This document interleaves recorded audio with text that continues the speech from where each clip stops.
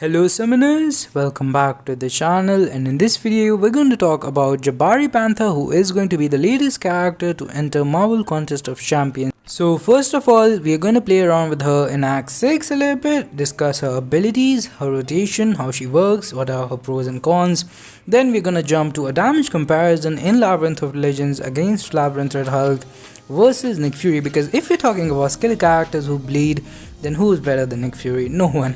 So that's why we are going to put her against him and see how, I don't expect her to, I'd never expected her to beat him, because so far you're probably thinking she can't even touch Nick Fury. She, before that special 2, her damage output, you might have even thought that she is a noodle. But the thing is, once she gets in the hunt phase, you have a really high chance to crit. You apply a ton of bleeds, you also activate a fury on your special attacks, so there is a massive burst damage potential with her.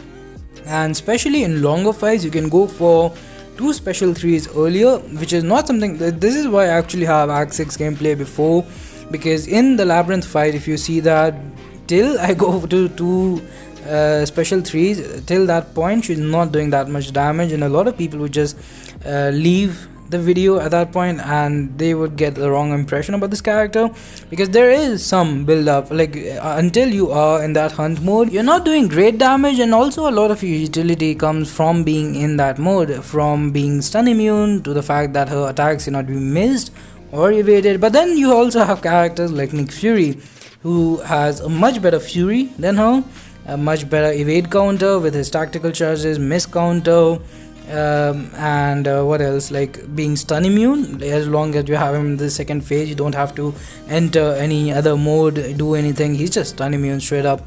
And he can also be fully unblockable. There's just so much he can do. So that's the thing, if you compare her to Nick in any, there is probably the only thing where she would excel against Nick is the cleansing mechanic, where she can purify any of the debuffs as long as you can hit the opponent, which is a very powerful ability to have. But the negative, she is not very sustainable, not the best block proficiency, not that much health to play around. You're going to see in this is actually a very good fight, because I'm about to get wrecked by this Black Panther Civil War. I'm going to miss an intercept or something, get hit, and he'll reflect a lot of damage back, so I won't have that much health to play around with. I'll go for 1 special 3, he'll be stunned, I'll come in, do a 5-hit 6-hit combo, and he'll basically just die. You're about to see it, it's going to happen very soon. Also, let me tell you how to build this her charges. So you can hit into a stunned opponent, or you can use the synergy and then you can just intercept and you will gain a charge. But look at that special 3, it's a pretty cool animation. I like how it just slows down and goes back. But look at that, 7,000 mediums, 4,000 light attacks, 6,000 light attacks. There's just a lot of damage, a lot of bleed too, and he never came out of that stun, just straight up died. So now let's move to the damage comparison between Nick. I will be taking a lot of hits in the starting with Nick Fury, so that we get to the second phase. If he would have stayed in the first phase, then Jabari Panther would probably beat him. I'm not super sure, but there's a good chance that she would beat him if I never went to the second phase. But in damage comparison, if you are talking about his max potential, also a lot of his utility does come from the when he has that fury, when he can go for the tactical charges. And then that is kind of the con of Nick Fury, because he's the super powerful character who has all this utility, all that great damage output, but you have to play around at a lower health, which is fine most of the time. If you're a skilled player, you can also be fully unblockable with Nick, so you don't even have to be that skilled. You can just, as long as you can bait special attacks, you should be good even at lower health. But that is kind of his sacrifice, which is the reason why you don't have to go to more than anything. But with the Jabari Panther, you're going to see, are we done with 1 special 3? I wasn't paying attention, but I think we are done with 1 special 3. So basically, as I explained before, the way you get charges is by hitting the opponent once while they're stunned, and you'll gain 1 charge. And then there is a small refresh timer. Let's say it's a very big stun, you keep hitting into the opponent, you won't gain a charge every single time. Similarly, if you have the Tigra or else a Bloodstone synergy, you can gain that charge by intercepting, but again there is like if you do 2 back-to-back backdraft intercepts, and you won't gain 2 charges, just 1. So usually, like when I am doing it, it's like every single combo you gain 1 charge. You can go for, you know, parry heavies as well, that will work. By the time you parry again and do the another heavy attack, by the time it's refreshed, like it's very small timer, just 1.25 seconds, but it's there. So now I'm gonna go for another special 3 with Jabari Panther, and this will give me 3 more permanent charges. You can only have max 6, but once you have 6, then by the time you go for your special 2, you are back to 9, and then what you want to do is parry and launch your special 2. That the first hit of that special 2 will give you 10 charges. You're going to get a fury, you're going to enter the hunter mode, and while that special 2 is on, the hunter mode is also paused. So that's basically the strategy here. So as you can see, there is one thing, you have to make sure that the opponent doesn't have too much power before you launch that SP2, because after it you're just basically going ham till you have that you are in that hunter mode, because you're going to crit a lot, you're going to bleed a lot. So at this point I thought I would have baited a special. I didn't even get the fury, so not best timing there.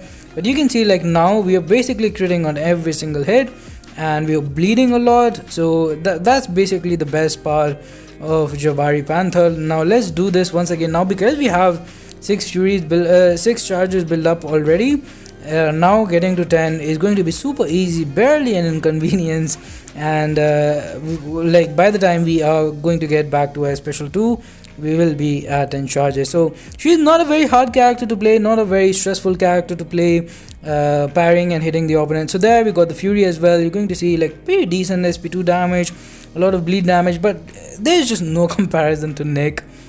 The reason I am comparing her to Nick is, first of all, they are a little bit similar in the sense, like the utility is similar, with having evade counter, miss counter, stun immunity, and what else, being skill characters with strong bleed damage, and fury, I guess. But that's basically where the similarities end. But you can see there is a pretty big difference, and the thing is that no one really can beat Nick Fury in the skill class. So if I did this comparison with someone like Moleman, I think there is a pretty good chance that she would win. So her damage output is definitely really nice. You're going to see at the end it took her about 200 something hit. We're going to see in a second here. So now because we have gone for 2 special 3s, we have 6 Huntress charges.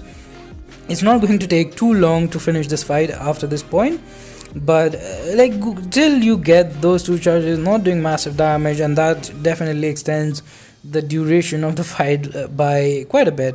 And she doesn't have any power gain kind of thing, so like the rotation, it takes a while to get into the rotation. But do let me know, what do you think about this character? I think she's pretty cool. The animations are very nice, she's extremely fun to play, the numbers are good. Like this year actually, probably if this character came out in a strong year, then I wouldn't be this excited about her. But the thing is, like this year we have not seen great characters except Strife. So I think I would still say she's probably the second best character, because she's better than Jubilee. She's not as good as Strife, no.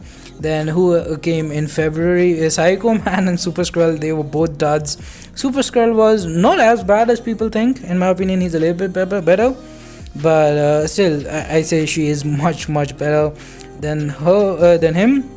Then in March we had Odin and Mangog. I'd say she's better than them as well. The only problem I have with this character is the fact that she can't compete with Nick Fury, which is something most characters in the game can't do. And the other thing, the main problem that I have with her is the fact that she doesn't have that much health to play around with, but she covers it with the fact that she has cleanse, which is a new mechanic to shrug off debuffs. She brings in a ton of utility, decent damage. I would place her in a similar tier as Hitmonkey actually. So that's gonna do it for this one. Thanks for watching, have a nice day, subscribe to the channel for more content, like this video, share with your alliance, stay safe, have a good one, bye bye.